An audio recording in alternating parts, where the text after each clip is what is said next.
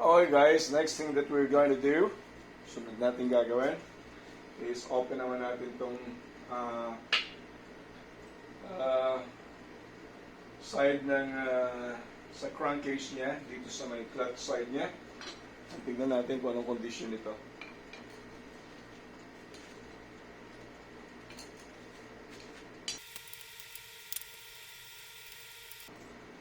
We'll see. Pero napakaganda ng napakaganda pa rin ng kapit nito guys. Kaya well, part lang ng pagano natin. General check lang natin para malaman lang natin talaga yung condition ng binili nating motor. Okay. Hindi natin ko alam kung ano dahilan. So, anong nangyari kasi dito guys, talagang ginrinder to. Pinutol talaga yung kickstarter niya.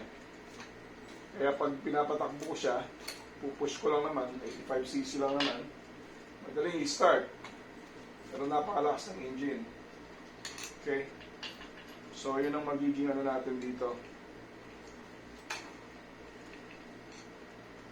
Tawag dyan. Ito isang magiging i-fix natin dito. Siguro papalitan natin dito. I-order natin yung parts na to para makabitan natin, may fit natin yung tamang kickstarter. Right?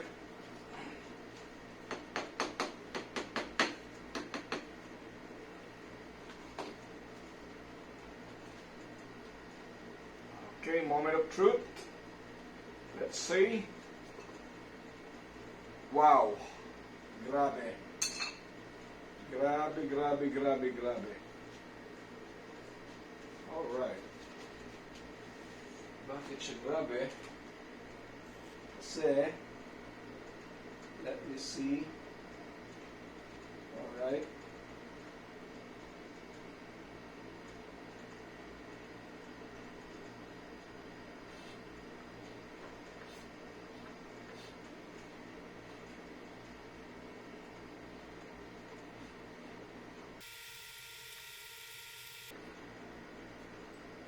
Only issue na nakita ko ngayon dito guys, no? Yung nag-maintain nito, yung mekaniko na kumalikot nito, hindi maayos ang kanyang pagkakakalikot. I mean, hindi maayos in a sense na basta niya na lang nilagyan ng mga tornilyo, no? Kasi hindi na standard yung ginamit niya rito. Okay? I'm just being transparent with this bike that I bought.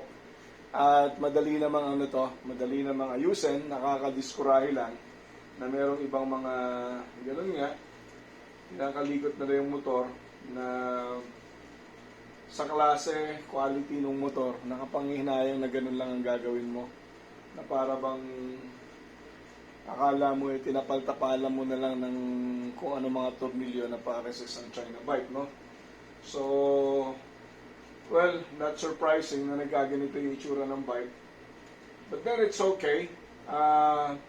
Yun namang tornilyo, actually, tornilyo lang yun eh. Pero maganda sana yung naibabalik mo yung tamang mga, tawag dito yung mga, ano ba pangalan nun? Yung tamang angkop ng mga head sizes ng tornilyo. Okay? Generally, kung hindi mo hihimayin yung loob ng motor, kaya ganoon ako pag nakakabili ng second hand na mga motor, ano? Okay? Pag medyo parang nakita ko na hindi masyadong naging alaga yung physical appearance ng motor, yan, hinihimay ko. Bagaman, again, napakaganda ng performance. Talaga, tines ko, okay lahat. Gusto ko lang ngayon tumaibalik dun sa talaga mga standard na mga piyesa niya. Okay? And yun ang part ng natin. Anyway, not bad. I get this bike for bargain. Diba? Hindi na masama. Kasi kung nasa tip-top na condition to, magkano mga, tingnan ninyo kung magkano halaga ng mga YZ sa atin, ano? 65cc, mga bagong modelo. Or 85cc, crazy prices. Yung mga brand new. This one is 2012 model. Ano? Halos sa mga motor naman, mapapansin mo, nagbabago lang dyan. The only thing that change sometimes is the decals, the plastics, yung engine niyan guys, pare-pareho. Okay? So, nasa sa rider na lang, nasa mga bata na lang na magpapatakbo. So, ganun yan. quite bad. The mechanic who worked on this one is not a real mechanic. Okay, so you can see the bolts. You can see there the bolts are incomplete. One, okay, on this clutch basket area, one bolt is missing. It's not there, and as you can see, they have this one here has totally a different bolt head. It's using a Phillips screw. All right. As you can see, the other ones are using, multi-tools as well, Phillips screw. But if you can notice, all right, if you are going to have a look, they have this one totally has a different head. This is the right head, and also there's one missing screw. Very bad mechanic. The one who fixed this is not a mechanic. He's a bakala mechanic. Okay, so ngayon tingnan natin. We'll look. We're going to remove the clutch plates or discs from this clutch basket.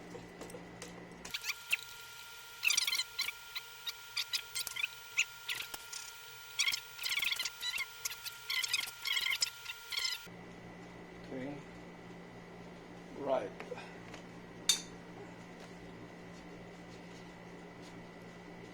Let's see.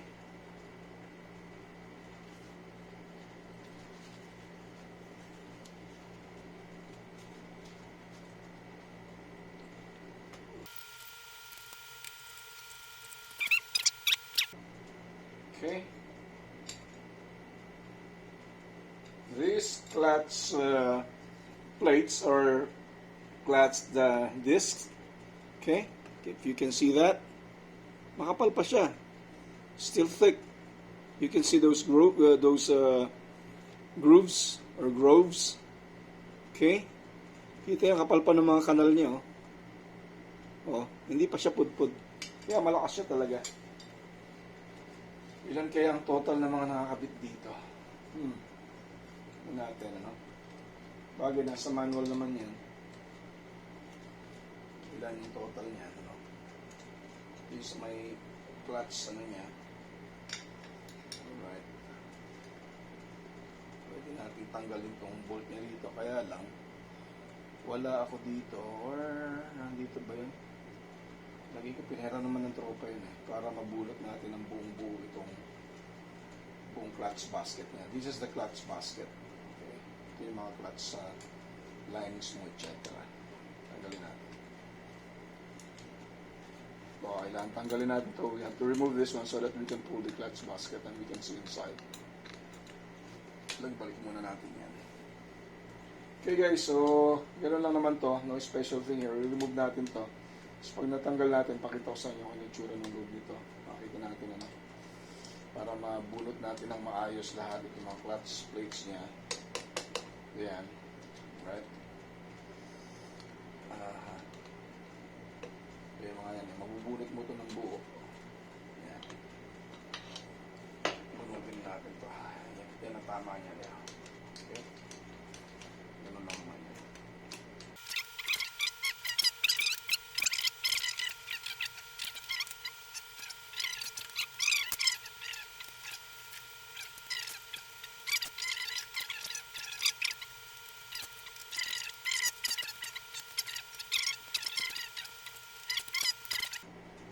Ang lakas niya Yan.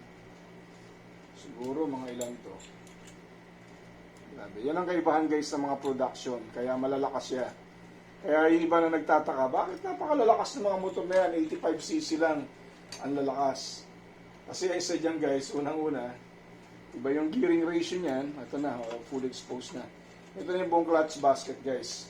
So ilan yung total ng mga clutch disc natin? This is for YZ85. Bilangin natin. We have total of 1, 2, 3, 4, 5, 6, 7. Is that right? 1, 2, 3, 4, 5, 6, 7.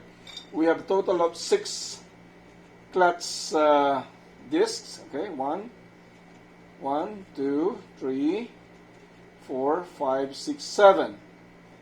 And 1, 2, 3, 4, 5, 6. Okay? 7 clutch discs and plates. Alright, 6 clutch plates or spacers. Okay, this metal thing here. Those are your spacers, okay? Imagine, yung mga typical na ginagamit natin, the typical ones that we are using on typical street bikes, you know, just the average bike, non-production. Yung mga ginagamit ng tricycle, ganyan. 4-5 lang yata. Yeah. I think Honda XR200 uses 5. Is that right? No. I could be wrong. Pero yung mga typical lang ng mga maliliit na mga ordinary, na mga pan-tricycle, na mga motorsiklo, 4 o 5 lang yata ang ginagamit nun. Ito guys, 7. Kaya ganun kalakas yung kapit niyan. Okay. So, bunutin natin yan yung clutch basket natin.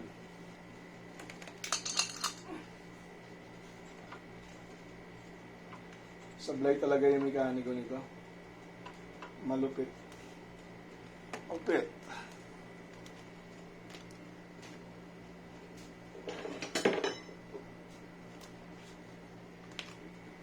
Sipin mo, mekaniko ka, ganyan ka magtrabaho, no? Kasya kaya to. Uy, sumakto. Hindi ayos. Okay.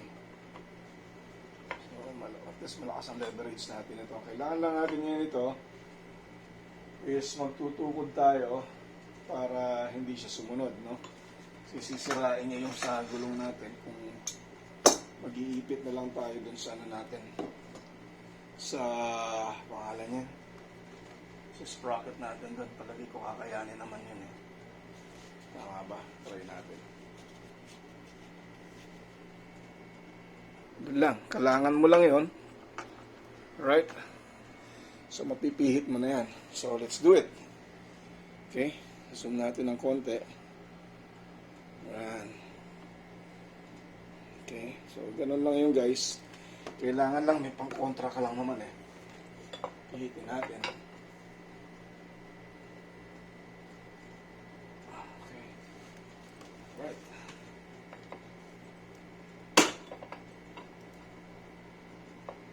Parang hindi sakto to ah. Hindi nga, hanapin natin saktong size niya. Para hindi lumulas. Hindi yan sakto yung size niya. At hindi rin ito yung saktong size niya. So, anong size ang tama dito kung gano'n? Okay.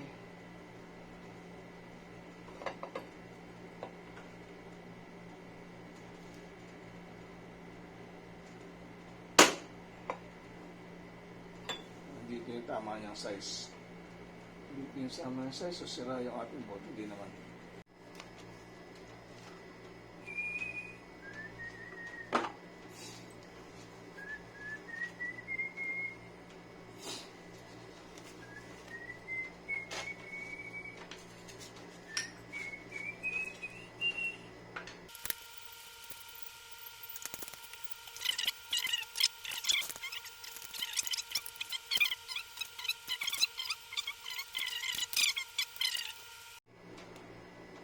So that's what we've done. We just remove this bolt here. Okay. Tinanggal lang natin yan.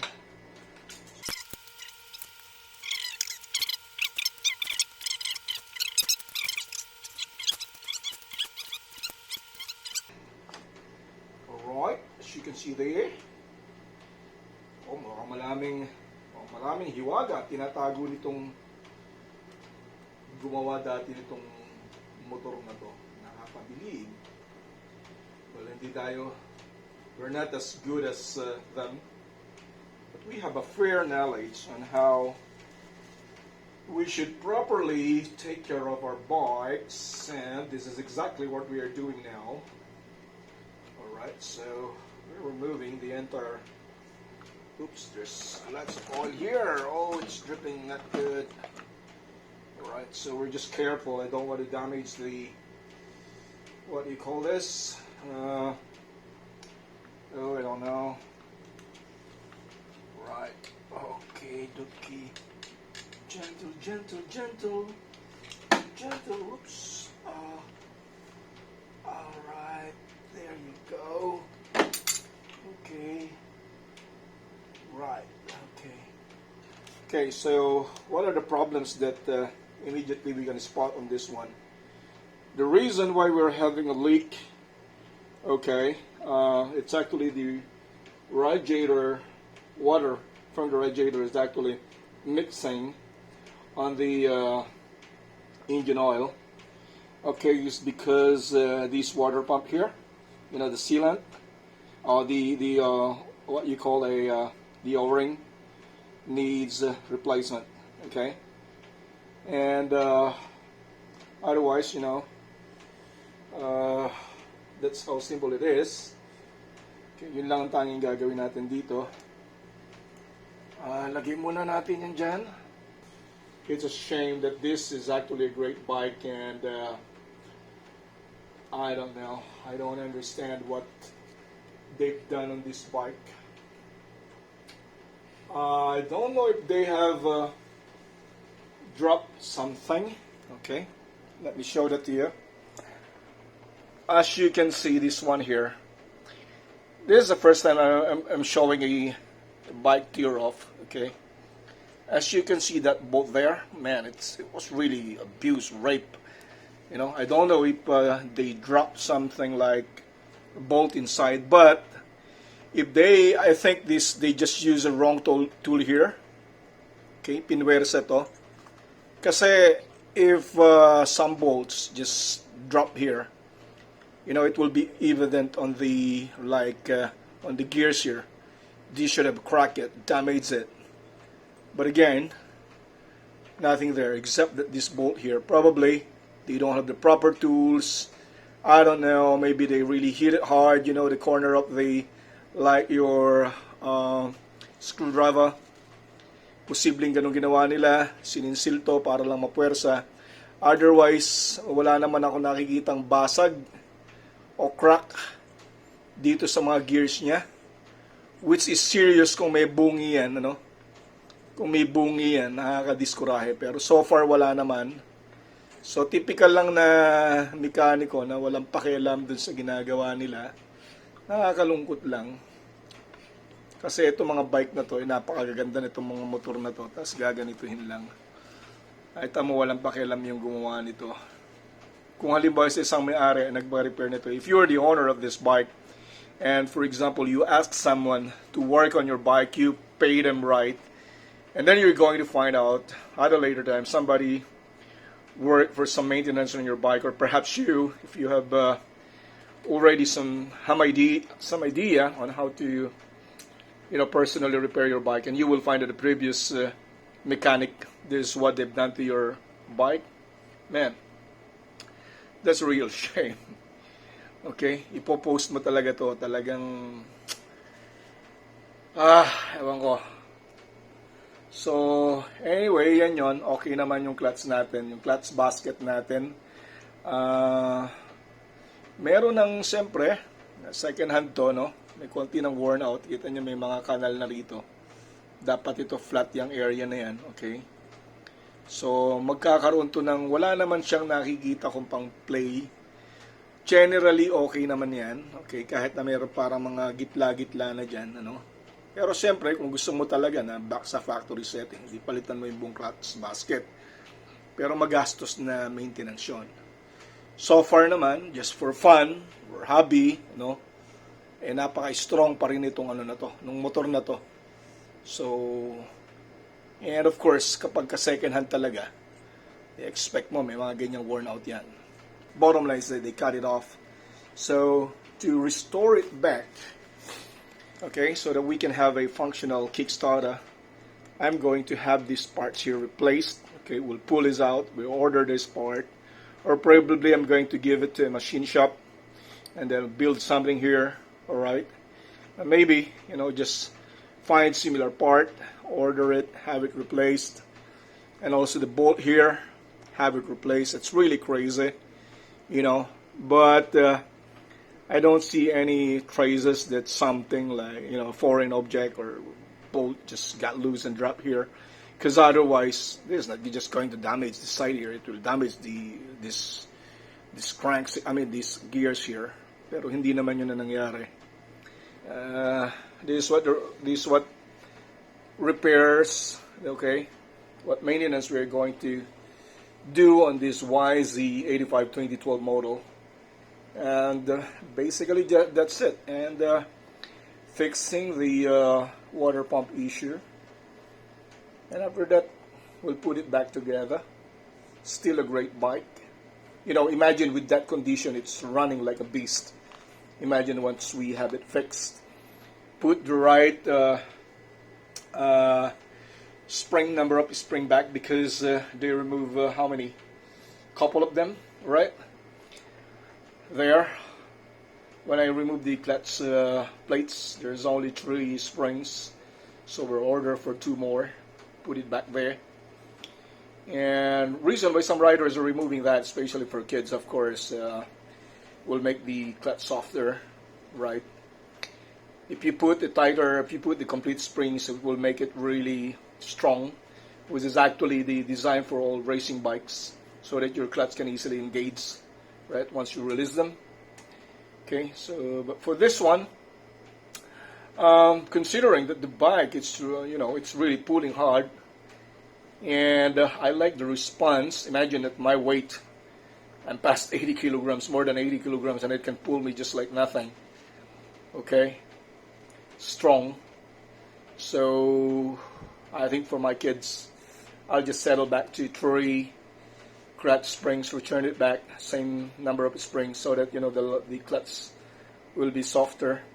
Ganun lang gagawin natin dito, mas malambot pa rin siya. And just fix that issue there. Let's order that part.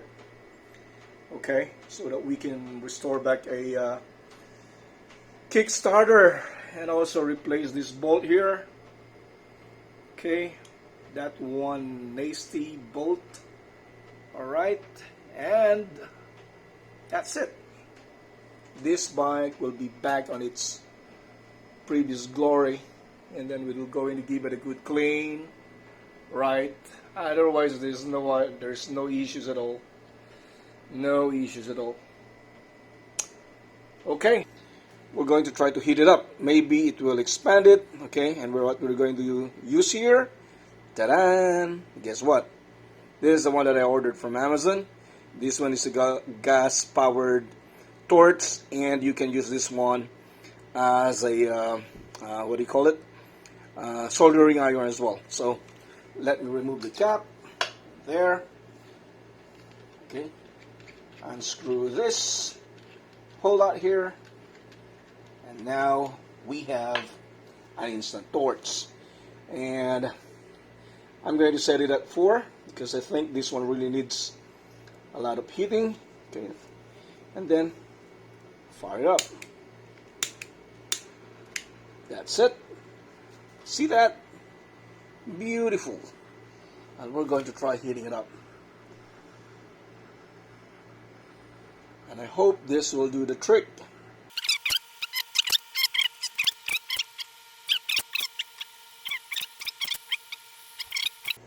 Then ignite. Okay. That's it. Shake it so that there will be more pressure. Okay. And to turn it off, just slide it back on. But before that, let me heat it again. See, there's the gas. Matipid.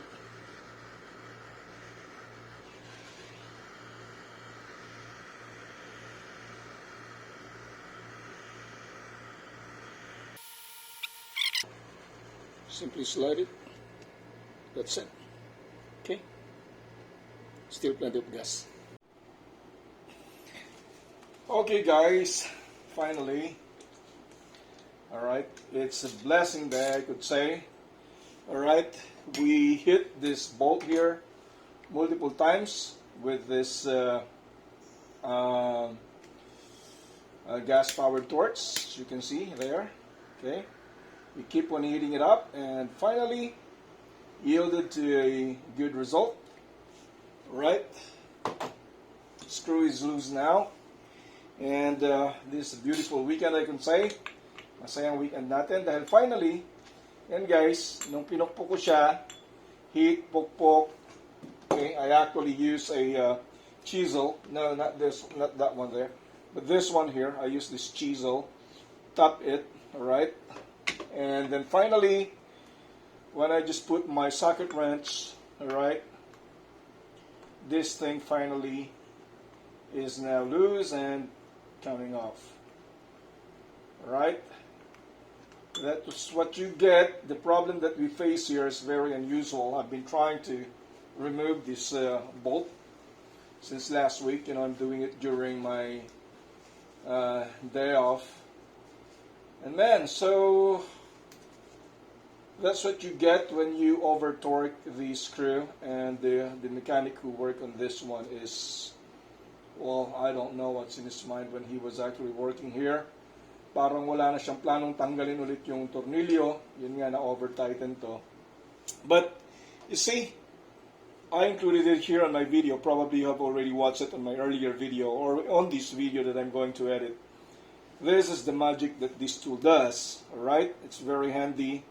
There's the portable gas-powered, butane-powered torch.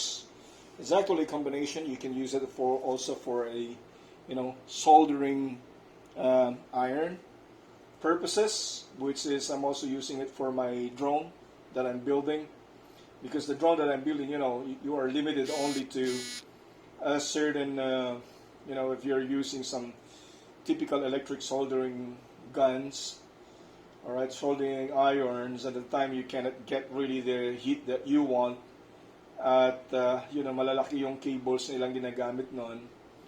Pati yung klase ng XT60, yung pong connector niya. Mahirap tunawin minsan yung LED pag makapal na. So this one, okay, ay talagang malulusaw niya.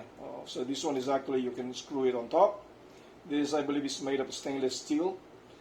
By the weight, mabigat siya. So itong ginamit natin, pag tinagnan mo siya, turns into a torch. Nakita nyo naman. And yun, ang nagamit natin, very handy. Finally, na-extract natin yung ating this one, nut. Alright? So, ito siya. Pasaway na nut. Okay? This is the stubborn nut. We're going to replace this one with a new one because this one is pretty in bad, it's in bad shape now. Right? That's now the clutch basket here. Okay, I think, yeah, this one is still hot. Okay, let me see. Let me use this wire here to grab the clutch basket there. Okay, now this one is not hot. Fully exposed now everything. Okay, so self-taught mechanic. Okay, sa may experience natin, nawasak natin dating motor, natuto tayo. And so ngayon, i-share ko sa inyo through vlog yung mga ginagawa ko para hindi na mangyayari sa inyo ganun na mawawasak na yung motor ninyo. So, this clutch basket here, so the gear here is, right, I don't know if this one is normal. There is a bit of play. Okay, there, if you can see it, you see? I don't know if you can see that. There's a bit of play. Probably that play is about, oops. Okay. So we got this, a kind of a clutch piston here. Right? And everything, is everything on shape? Is there any damage here? No, I don't think so. I think this one is okay. Yep. Let me double check that. Let me see that. If that is a crack. Let me use a good light here. Tingnan natin kung yun ba ay crack. O kung ano na naman pinagagawa doon. Kung sino man yung bakala mechanic. I got this magnetic and extendable. Right? Let me zoom it out. Okay, I've got this another tool here. You see I love tools and I'm sharing it to you. This one is actually, you can retract this one and extend, telescopic, okay, kind of a flashlight here that you can retract and extend. It's also magnetic there, okay, dumidikit yan, see, nakita nyo ba? Yan, magnetic yan, taas yung magnet niya, At yun, ilaw. Right? So we'll see if this one is a crack or part of the way how it is manufactured. That thing there. So I'm going to double check that one. Maybe it's better not to, okay, it's best not to show the flashlight. Okay, this area here, I'm going to figure out if this one here, alright, if you can see that, is part of the design of this gear, because they're exactly on the same location there. Okay, there's actually two sort of whatever you may call it, alright, gaps there, alright, and exactly the same on the bottom. Okay, hindi natin alam kung talagang design ba yan, hindi ko sure. First time na nagpull ako ng ganito, pero iilawan ko. Let me see, just inspecting it myself. There's a groove here. Well, I think this is really part of it. Tingin ko part siya ng design. Kasi unang-una, nasa exact opposite siya, parehong location niya. So, kung bakit ganon, ewan ko ba? No, yeah. That groove there, guys, yes, the groove here, okay, the groove that you can see here is actually, yes, that is not actually damaged, but really part of the design. Because if you look on the opposite side, okay, if you flip it, alright, you'll find it there, okay, on the inside, right, and they're both on exact same location. So yeah, that is part of the design. So this clutch basket here, there's a bit of play. It's actually riveted, okay, as you can see there, it's riveted right inside it out there, and I think it's still okay. I mean, just considering it's second hand, and it can be really repaired anyway. And I'm already getting my own personal tools to do kind of repairs like this myself. Order na tayo ng mga ganun pang repair natin, toolkit natin, dahil hobbyist tayo, no? So, ngayon okay na tayo. Alright, I think may play naman talaga rito sa part na yan, kasi sa transmission na to. Now, next thing that we are going to work on, so now I'm happy with this one, kasi nakita ko na at least yung kabuuan nito, right? Ibabalik natin sa tamang torque to. And yes, shout out sa aking trupa, si Rod, kasi pinahiram niya tayo nung torque wrench. Okay? At maayos yung torque wrench na yun. So, babalik natin ito lahat sa tamang torque. Now, let me inspect here. Ito, halatang magic na nga ng dating mekaniko to. But then it's okay. I mean, pretty much wala akong pinagsisisihan sa pagkakabili nito. Yung minor lang na mga bagay na bolt, kung dun mo lang nga makikita na nakaka-disappoint lang yung gumawa nito, lalo na kung nagkiklaim siyang mechanic, tapos bubuklatin mo, hindi ka naman mekaniko. I'm not a mechanic, I'm just a self-taught mechanic and still learning. Tapos makikita mo yung mas veterano, ganun yung way ng pag-aatrabaho, talagang nakaka-disappoint. Kasi kung talagang isa kang anong mekaniko, dapat may mga, kumbaga, yung gawa mo, it will speak for yourself kung paano ka magtrabaho. So, ganun lang. Well, at least, I just look at it as an opportunity na matutunan yung ganitong mga bagay. Okay? So, wala naman ako nakikitang masyadong problema. And yun nga, yung cause ng bakit nagmimix yung tubig niya, water coming in or mixing from the radiator, it's because of the worn out oil seal on the what do you call it? yung sa kanyang water pump. Okay? And nakita ko na rin yung problema doon, hindi lang naibalik yung isang spacer na washer doon. So, otherwise, everything is okay. Ito, iaayos lang natin itong mga tornilyo na to. Hindi ko talaga maintindihan ba't winasak to ng ganito. Talagang hindi ko maintindihan bakit dapat yung ganitohin. Earlier, I thought some part could have been accidentally, metal part dropped inside. But the thing is that there's no problem with the gears, right? Gears are intact, okay? No problem with the gears. Only the nuts, okay? And that really made me nuts. Anyway, again, thank you dun sa panonood ninyo. And at least, nandun na tayo ngayon sa process na nabuksan na natin ito ng buo. Babalik natin. Tatanggalin lang natin itong mga tornilyo na to. Again, iinitan ko lang din to. And from there, magkukuha na tayo. Ibabalik natin yung tamang mga bolt na sizes nito and torques. Okay, so ito, babalik ko saglit kasi kailangan ko to para ano, I need this thing to remove this bolt here. Okay, and para mabalik yan. Okay, so paano natin tatanggalin naman to? Tingin ko naman to mas madali na yan kasi hindi mo kailangan ng tulad kanina socket wrench. O paano naman yung hack natin dito? Natutunan natin. Kasi kung titignan naman, umiikot din yan. Okay?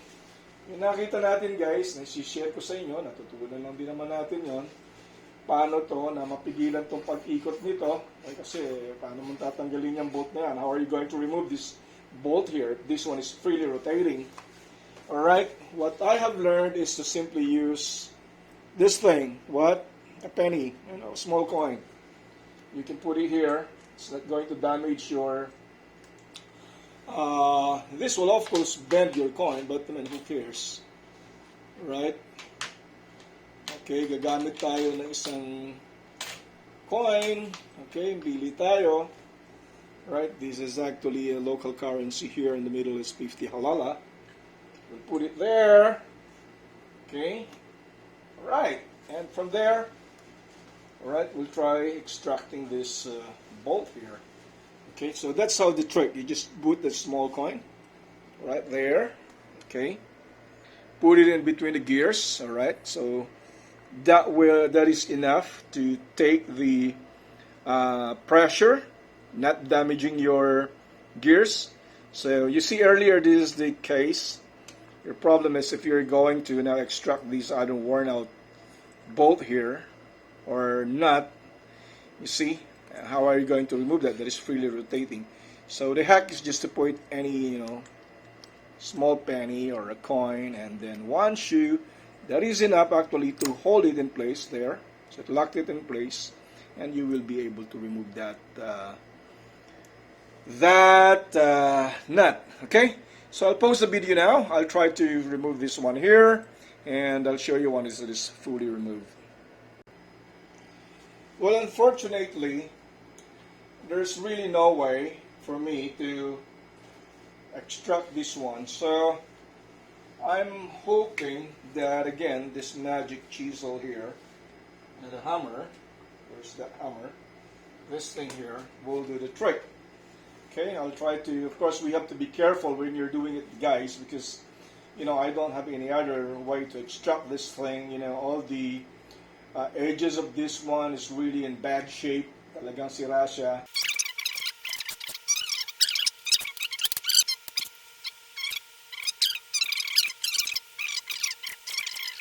Tama, ako yung mga motor kong nabibili, karamihan kasi doon is nabili ko dun sa mga expat na may kakayahan talagang i-maintain yun by the book.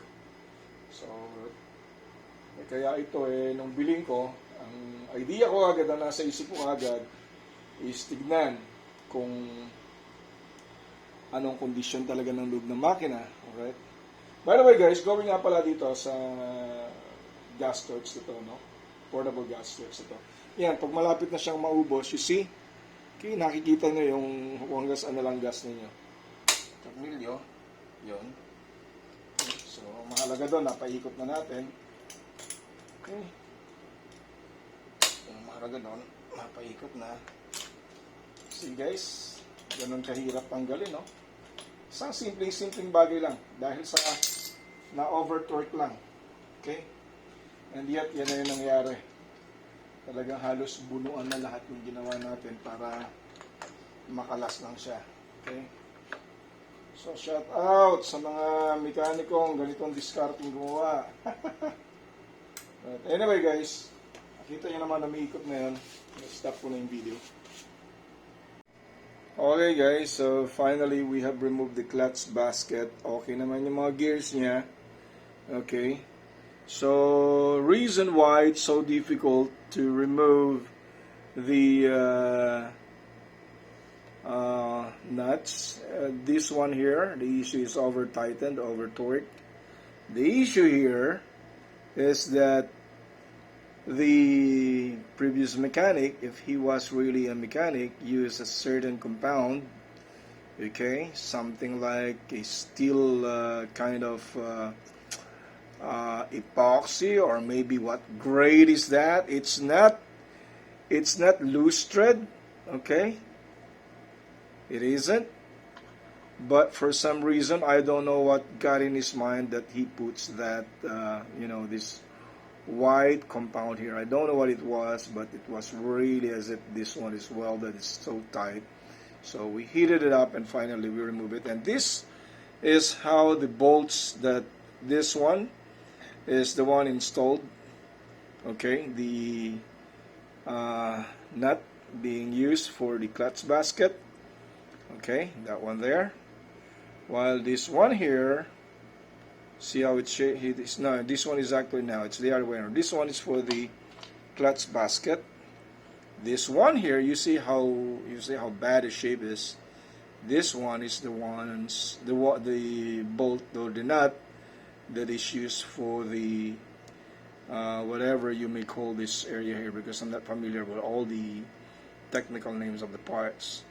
But the other one, the other bolt here, is for the clutch basket, and this one is for this side here. You see how bad it is? Okay, all the side of this nut head is actually pretty bad. Alright, so we're going to replace it with the right size. Okay, perhaps this is the one that gets loose thread. Okay, not this one here, because this one is really, I already checked the thread. It's okay. Probably this is the one that gone bad. Yeah, so we're going to get a replacement for both of these nuts. Alright, and we're going to restore it back, give it a good clean.